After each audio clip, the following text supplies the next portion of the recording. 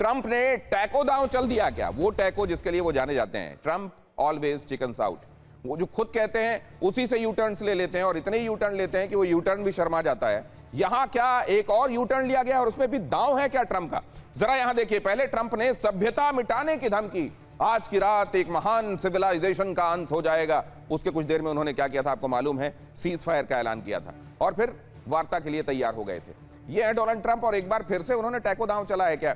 Iran के बुनियादी ढांचे तबाह करने की धमकी दी, अब सीज फायर उन्होंने बढ़ा दिया। पहले उन्होंने कहा कि अब फिर से नेस्तो नाबूद हो जाएगा, इस बार कुछ नहीं छोड़ेंगे, ब्रिजेस भी खत्म कर देंगे, उनकी रिफाइनरीज भी खत्म कर देंगे, ऑयल वेल खत्म कर देंगे और उसके बाद अब आप देख रहे हैं उन्होंने फिर से इसको अनिश्चित काल के लिए एक्सटेंड कर दिया है। एक तरफ होर्मुज में नाकाबंदी और दूसरी तरफ वार्ता का मौका दे रहे हैं, अब कह दिया 5 दिन।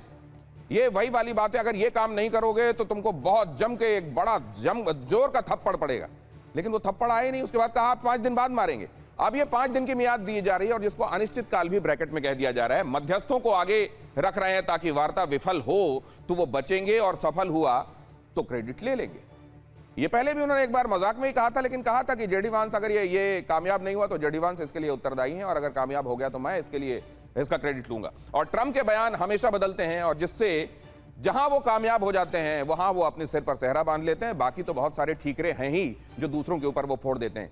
क्या अगर बाकी के पास आबाबील है, खुर्रम शहर है, तो क्या अमेरिका और डोनाल्ड ट्रंप के पास टैको है क्या? आशीष, टैको एक बार फिल होने वाला है और ये जो ट्रंप ऑलवेज चिकन्स आउट, इकलौता प्रेसिडेंट जो पिछले 60-70 सालों के अमेरिकन प्रेसिडेंट को जो पूरे वर्ल्ड में देखा जाता है कि वर्ल्ड्स मोस्ट पावरफुल और मोस्ट बिगेस्ट लीडर, पूरी लेगेसी इकलौते टेन्योर में ले डूबने की ये कैपेबिलिटी डोनाल्ड ट्रंप ने दिखाई है।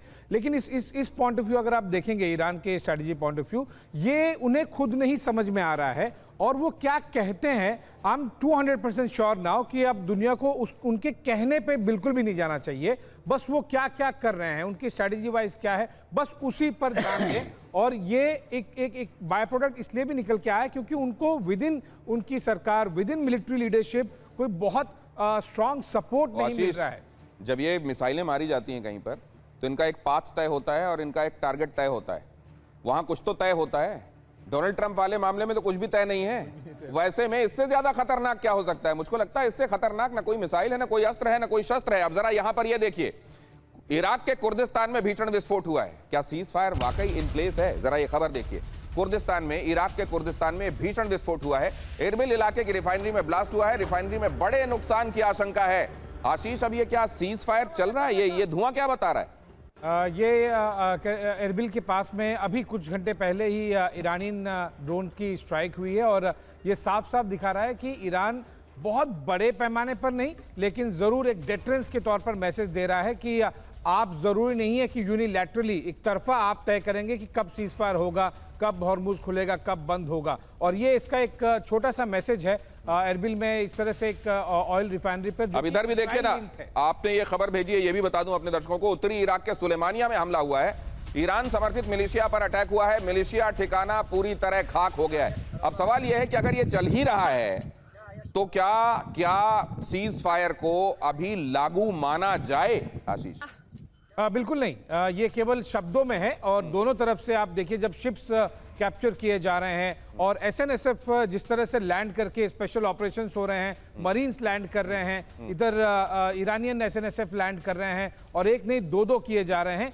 ये प्योर दिखा रहा है कि ट्रस्ट डेफिसिट है। सीज फायर बिल्कुल भी केवल शब्दों में है, बिल्कुल भी on ground on water exist नहीं करता है। और इस तरह के और भी अटैक्स दूसरे फ्रंट पर इजराइल और हिजबुल्लाह के बीच में भी चल रहे हैं। वहां पे अभी भी कुछ मिनटों पहले इजराइल ने बताया कि उस खबर पर आते हैं, वो भी बताते हैं और समग्रता में इसको देखते हैं, लेकिन उससे पहले देखिए जरा ट्रंप ने ईरान को क्या कहा।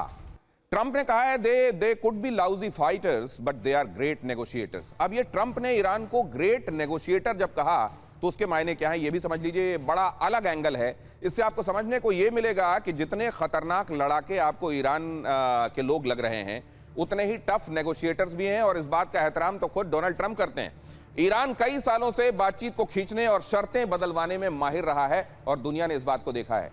ईरान इराक जंग के समय भी देखा है और बाद के दिनों में भी देखा है। 2015 की ईरान न्यूक्लियर डील में भी आखिरी समय में शर्तें बदल गई थीं और ये माना जाता है कि बहुत संयत रहते हुए और बहुत आराम से अपनी बातों को रखते हुए और बहुत टाइम बाय करते हुए नेगोशिएशन के पूरे मास्टर्स हैं। और ये कहा भी जाता है, इसको लेकर कई किताबें लिखी गई हैं, पर्शियन नेगोशिएटर्स, इस तरह की कई किताबें भी आपको देखने को मिलेंगी जिसमें बताया जाता है कि कितने जबरदस्त नेगोशिएटर्स होते हैं ईरान के लोग। ईरान सिर्फ बातचीत नहीं करता, साथ में दबाव भी बनाता है और जाहिर है इसी वजह से नेगोशिएशन में वो कर ले जाता है जो दूसरे नहीं कर पाते।